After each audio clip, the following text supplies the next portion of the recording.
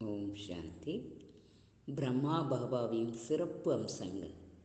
பிரம்மா பாபா தன்னை விலகியிருந்து பார்க்கும் சாட்சியாளராக கருதியதால் அவருடைய பெருமையில் நிலைத்து நிற்க முடிந்தது.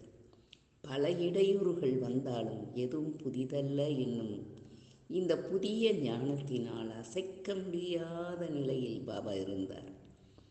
பாபா என்றும் எதற்கும் ஏன் என்று கேட்டதில்லை. கல்யாணக்காரியின் கையும் மற்றும் தொடர்பும் நமக்கு உள்ளபோது, மேலும் இந்த நாடகமும் நன்மையானது, ஆதலால் எந்த ஒரு இடைஞ்சலோ அல்லது பாதிப்போ ஏற்படாது என்னும் உணர்வை எப்பொழுதும் உறுதியாக கொண்டிருந்தார். இந்த துணை அவரை மேன்மேலும் முன்னே அழைத்து வந்தது. விஷயங்கள் வளரும், பிறகு மாறும், ஆனால் நாம் என்றும் அசைக்கூடாது. இவ்வாறு தந்தையை பின்பற்றுங்கள்.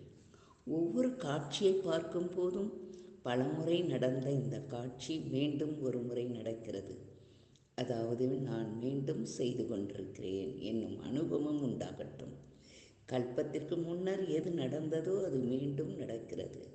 ஒரு வினாடிக்கு முன் நடந்த காட்சி தெளிவாக நினைவில் இருப்பது போல போன கல்பத்தில்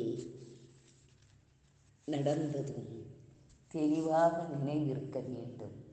தன்னை விலகியிருக்கும் பார்வையாளராக உணர்ந்து அல்லது திரிகாலதரிசி என்னும் உணர்வில் இருக்கும்போது சென்ற கல்பத்தினை புதியதாகவும் தெளிவாகவும் அனுபவம் செய்ய முடியும். அதனால் எதுவும் புதியதல்ல என்றும் காண முடிகிறது. நம்முடைய முயற்சியில் மிகப்பெரிய தடையாக இருப்பது தொடர்ந்து தன்னை பற்றியும் மற்றவர்களை பற்றியும் கடந்த கால விஷயங்களை தன் உள் மனதில் நினைப்பதும் அதை பற்றி பேசுவதும் ஆகும். விக்னங்களை வெல்லுபவர்களாக மாற விதி என்னவென்றால், கடந்து போன விஷயங்களை கடந்து போன ஏதோ ஒரு பழைய பிறவியின் விஷயங்களாக உணர்வதாகும். கடந்த விஷயங்களை மனதில் வைக்காதீர்கள், சிந்திக்காதீர்கள். அது பற்றி பேசுவதும் கூடாது. கடந்தது கடந்தவையாகவே இருக்கட்டும் என எண்ணி தொடர்ந்து முன்னேறுங்கள். அதனால் விக்னங்களை வெற்றி கொள்பவராக ஆகுவீர்கள். எந்தவித விக்னங்களையும் ஒரு வினாடியில் தாண்டி குதித்து செல்ல உங்களை டபுள் லைட் ஸ்திதியில் நிலைநிறுத்துங்கள். நாடகத்தின் ஒவ்வொரு காட்சியையும் திரிகாலதரிசியாகி பாருங்கள். மனதை தளரவிடாமல் சதா மகிழ்ச்சியாக இருங்கள். என்ன நடக்கும், எப்படி நடக்கும் என சிந்திப்பதை விட்டு சக்திசாலியாகுங்கள். பாபா மங்களம் செய்யக்கூடியவர். நாடகமும் மங்களமானது. இந்த உணர்வின் மூலம் நீங்கள் விக்னங்களை வெற்றி கொள்பவராக முடியும். தடை என்பது உங்களை விழ வைப்பதற்காக வருவதில்லை, உங்களை மேலும் சக்திசாலியாக்க வருவது. அதனால் தடைகளை கண்டு குழம்ப வேண்டாம். பரீட்சை கண்டு நல்ல மாணவர்கள் சந்தோஷமடைகிறார்கள். ஏனெனில் இதன் மூலம் நாம் மேலும் முன்னேறப் போகிறோம் என்பது அவர்கள் உணர்வில் உள்ளது. அதனால் அதை கடினமாகவும் கருத மாட்டார்கள்.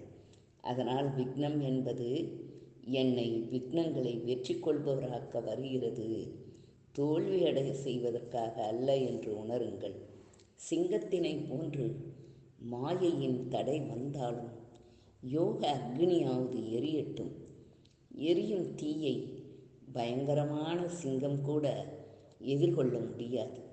யோக அக்னியானது தொடர்ந்து எரியும் போது மாயை எந்த உருவத்திலும் வர முடியாது.